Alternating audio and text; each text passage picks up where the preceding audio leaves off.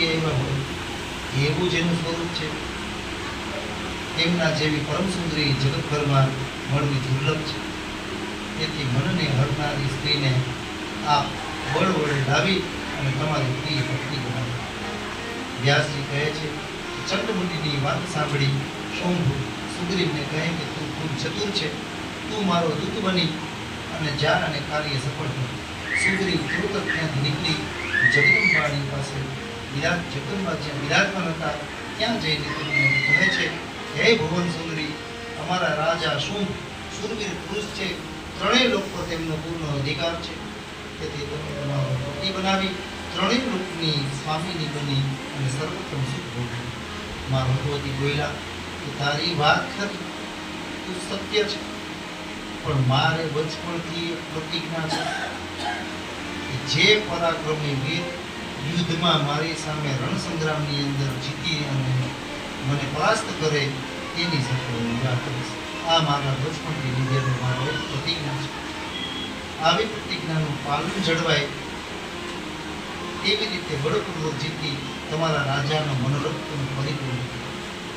વ્યાસજી કહે કે પોતાના દૂત દ્વારા આવા સમાચાર પ્રાપ્ત થતા શુંભે નિશુંભને કહ્યું, હવે શું કરવું?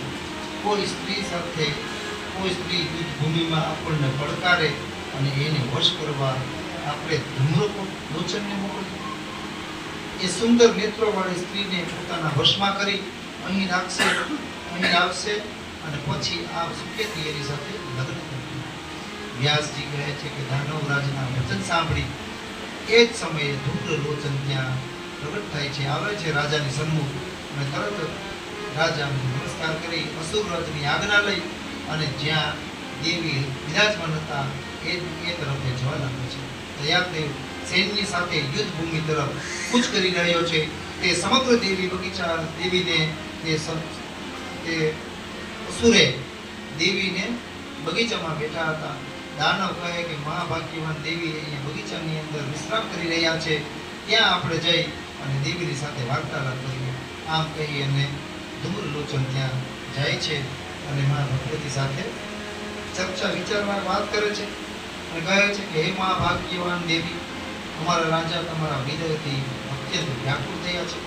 તમે તેના પટરાણી બનવાનું સૌભાગ્ય ચૂકશો નહીં. તમારા ભાગ્યમાં ત્રિલોકનું સુખ ભોગવવાનો સમય જો આવ્યો હશે ને તો તમે આ તક નહીં ગુમાવો. આવું જ્યારે કહેવામાં આવ્યું ત્યારે વ્યાસજી કહે છે કે કાલિકાએ હસીને જવાબ આપ્યો, અરે પરાધમ,